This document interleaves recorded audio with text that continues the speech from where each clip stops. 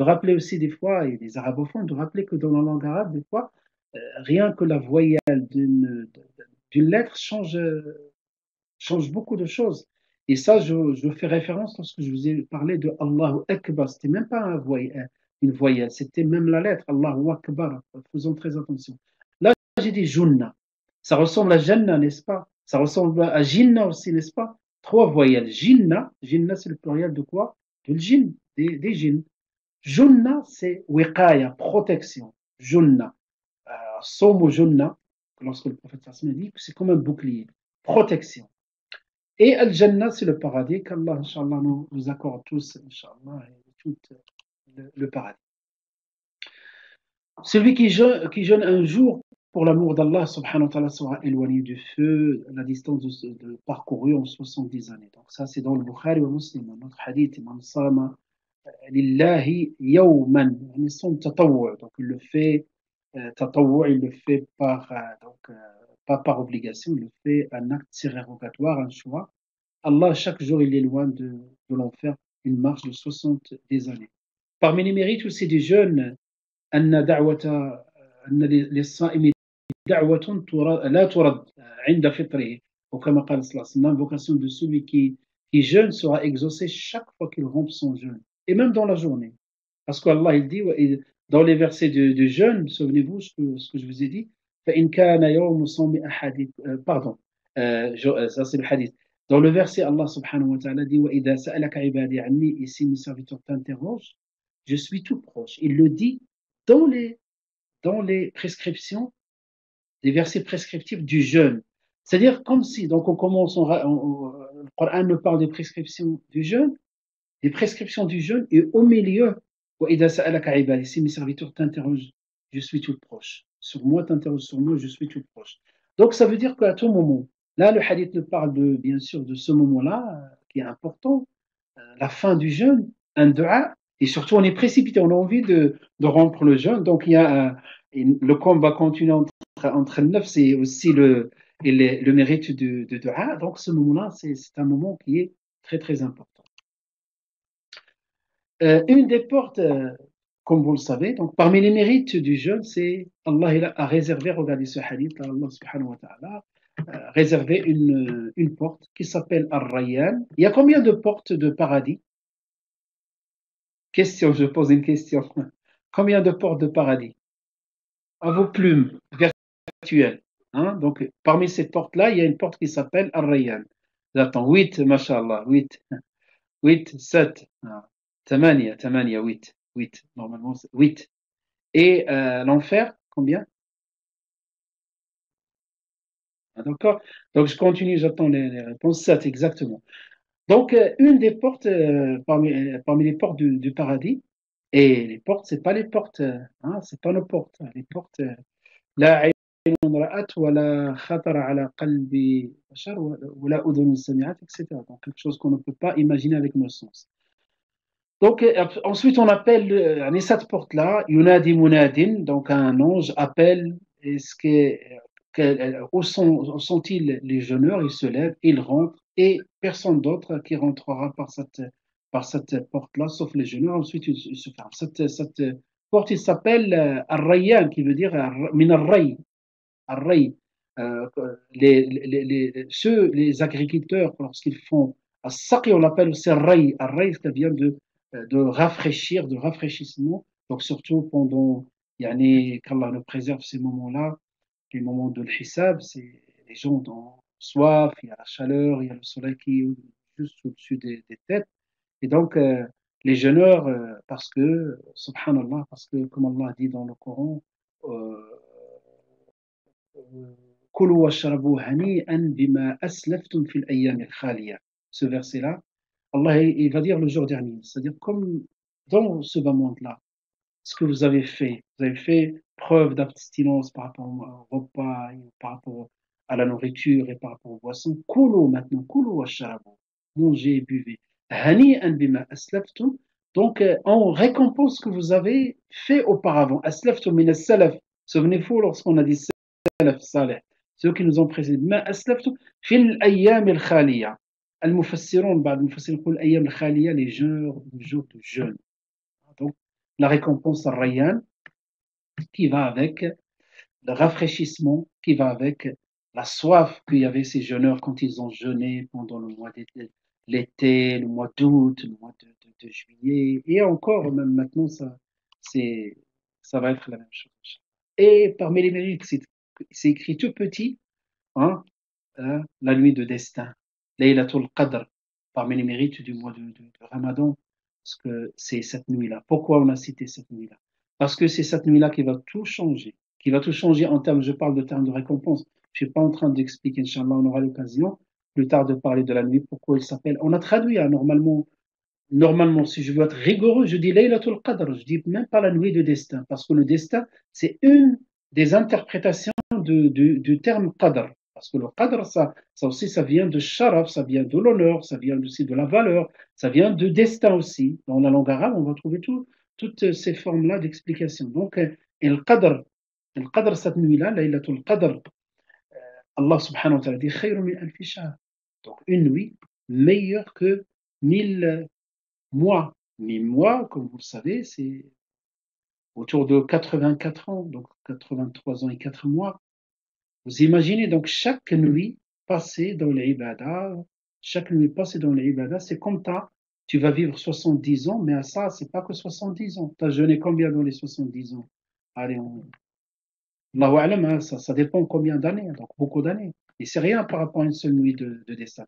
Tu as jeûné pendant 70 ans, tu as jeûné 57 ans. Hein. Imagine, tu as commencé à jeûner à l'âge de 13 ans.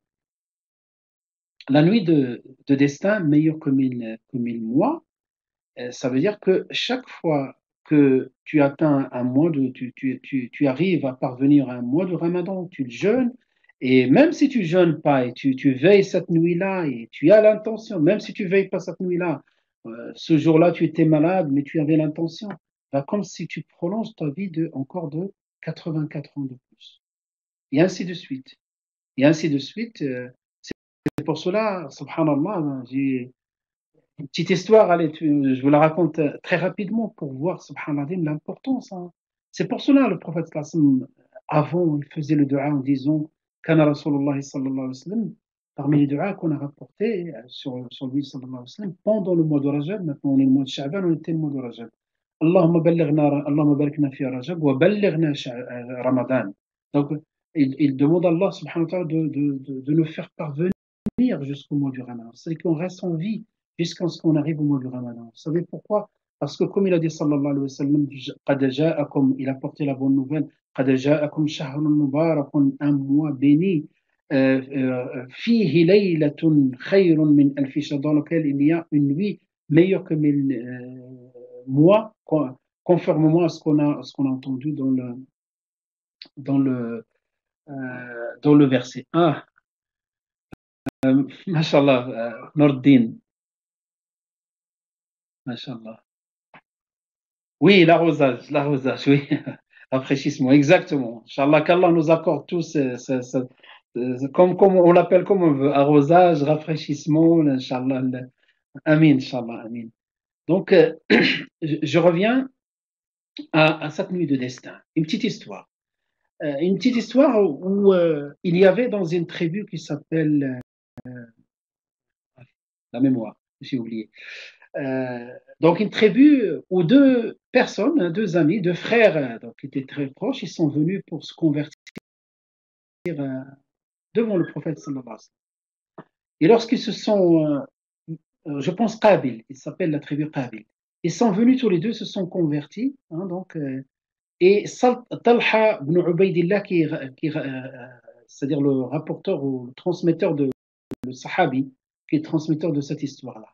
Il a dit Kana ja'a rajulani min Qabil. Maintenant la mémoire revient.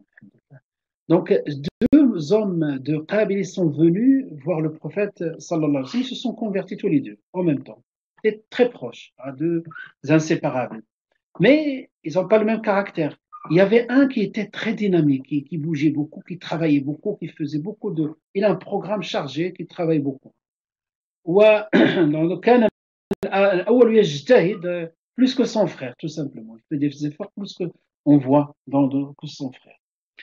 Et ce premier, donc le premier, et le deuxième. Donc je parle du premier. Le premier, il va même sortir avec le prophète sallallahu alayhi wa sallam, il va sortir dans une bataille, il va tomber martyr. Donc ajr al-shahid, pardon, ajr al-shahid, j'ai dit shahid. Shahid, c'est le témoin, shahid, c'est le martyr. Donc il est tombé martyr. Et euh, l'année d'après, hein, donc le deuxième, qui était moins que son frère dans le dynamisme, il va aussi mourir naturellement l'année d'après. Et Abdullah, Talha ibn Abdullah, radiallahu anhu, il a dit, j'ai vu un rêve. Et le hadith est authentique. Hein.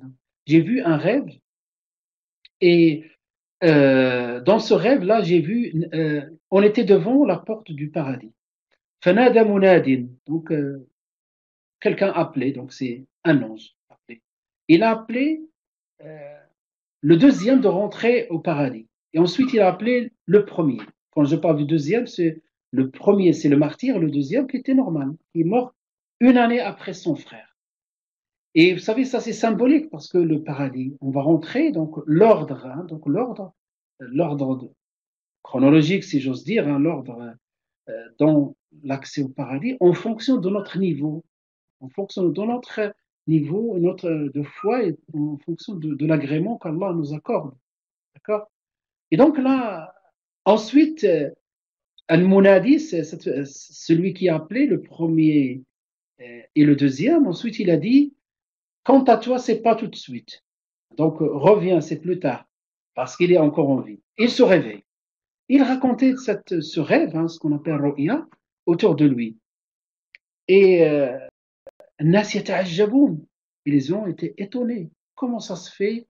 Le premier qui était un martyr, qui est mort martyr, il va rentrer au paradis après son frère. C'est-à-dire cet ordre-là qui les a un peu surpris. Et ils vont raconter ça à Rasulullah sallallahu alayhi wa sallam. Et le prophète sallallahu alayhi wa sallam, il leur répond, Mimma ta'jaboun, c'est quoi qui vous étonne? Alam yamkuth ba'dahu sana, n'est-il pas resté une année après lui? Alam yusalli kada wa kada, n'est-il pas, n'a-t-il pas rajouté tant de rak'at après lui? Et la réponse par rapport à, c'est-à-dire yani shahid, comme on dit en arabe, shahid indana, ici, c'est n'a-t-il pas atteint un autre Ramadan, un Ramadan de plus que son frère? Et qu'est-ce qu'il y a dans son Ramadan? Il y a la nuit de destin. Donc c'est pour cela, c'est parmi les du'a qui faisait le salaf salih qu'on doit faire Allahumma ballighna Ramadan, Allahumma amin. Et dans Ramadan, on dit Allahumma ballighna même avant Ramadan, Allahumma ballighna laylat al-qadr. Et c'est pas fini. Et fait de telle sorte qu'on jeûne et qu'on veille les nuits du mois du Ramadan et on veille la nuit du destin avec foi et en comptant sur la récompense, comme cité dans le hadith. Donc, tout ça, c'est les mérites du mois du Ramadan. Vous imaginez, yani, subhanallah, le jour dernier, on arrive, la communauté du prophète sallallahu alayhi wa sallam qui vit 70 ans. Ah, donc, il a adoré Dieu combien d'années? Combien d'années? Combien de hasanat pendant 50 ans, 20 ans, ça dépend, 60 ans, allez, 70 ans. Il a toujours adoré Dieu de sa naissance. Donc, 70 ans de ibadah. Et devant le peuple de Nuh, ils ont vécu 1000 ans. Ils ont 1000 ans de ibadah. Qu'est-ce que nous, notre ibadah devant la ibadah de Qawm Nuh et tous ceux qui ont précédé? Et Allah, par sa miséricorde, hein, par sa miséricorde, voilà comment notre âge va se prolonger chaque année et on va dépasser même 1000 ans. Vous imaginez quelqu'un qui a jeûné pendant 60 ans, 70 ans de sa vie et chaque année il prolonge. Donc faites vos calculs. Et donc combien de milliers d'années qui vont être, et c'est pas des péchés, hein. Les péchés, c'est les 70 ans qu'on a vécu. Mais les autres, que des hasanat, Inch'Allah, pour celui qui est dans la bonne voie. Et donc, comment Allah nous ouvre tout. C'est pour cela qu'on peut comprendre maintenant le hadith du prophète. Tu imagines, les péchés seront comptés que pendant ces 70 ans. Et toutes les années, tu vas arriver avec l'amal des milliers d'années. Hein, des milliers, en fonction du nombre de quelques calculs comme ça par rapport à la nuit de destin. Et c'est Allah le dit dans le Coran. Et pourtant, la personne y avait, subhanallah al-azim, toutes les occasions pour accéder au paradis. C'est pour cela que le prophète sallam peut comprendre, c'est-à-dire que tous les gens vont accéder, vont rentrer au paradis, illa man aba, celui qui refuse. قال ومن يأبى يا رسول الله قال من أطاعني. Donc qui ne veut pas aller au paradis, il a dit celui qui m'obéit rentre au paradis, celui qui ne m'obéit pas, il ne rentrera pas au paradis. Et ça me pousse aussi à comprendre dans la profondeur le hadith du prophète sallallahu alayhi wa sallam. Vous savez, un hadith où le prophète sallallahu alayhi wa sallam, une fois, était sur le minbar. Et il est monté le premier, il avait trois pas. Premier pas, il monte, il dit Amin. Donc les compagnons le voyaient monter, quand tu montes les escaliers ensuite, tu entends une voix, hein, donc c'est ce que le prophète a entendu, la voix de Jibril. Il disait Amin. Il monte deuxième Amin et troisième Amin. Et les compagnons, ils sont étonnés de dire, Rasulallah, on a entendu, tu disais Amin, explique-nous. Donc il leur a dit, si Jibril est venu, il a fait trois da'wah contre des personnes, c'est vrai. Ils avaient tout pour aller au paradis, mais pourtant donc ils ont pas fait, ils ont pas fait le nécessaire. Ils ont pas fait un tout petit peu d'effort pour aller au paradis. Donc rajulun, donc un homme dont Allah subhanahu wa ta'ala a fait de telle sorte que ses parents ont arrivé à un âge tardif. Ils sont restés chez lui. Et ça lui a, parce que vous savez, les parents, c'est une porte du paradis. Tu étais assez adulte, tu as toutes tes forces, tu avais les moyens pour faire du bien à tes parents. Et c'est une porte vers le paradis. Et pourtant, tu ne l'as pas fait. Hein? Tu les as tellement négligés. Qu'est-ce que le dua, c'était quoi dans le dua de Jibril? Raghima anfi, malgré lui. Raghima anf, c'est une manière de parler, hein, donc, dans la langue arabe. Raghima anf, rajulun adraka abawi, walam yadkhul al-jannah. Il a vécu avec ses parents, il avait deux portes ouvertes, il a pas accédé au paradis. Et parmi aussi, man dhukirta anhu indahu wa lam yusalla alayk. Et troisième surtout, troisième qui est en lien avec ça, man adraka ramadan wa lam yughfar lahu. Il a vécu tout le mois du Ramadan et toutes les occasions étaient bonnes, les portes du feu se fermaient, les portes de paradis ouvertes. Allah il dit Hal min sa'ilin, toutes les nuits, je suis tout proche. Et pourtant, il a même pas demandé une seule fois, sincèrement, Allah, Ya Rabbi, ighfirli.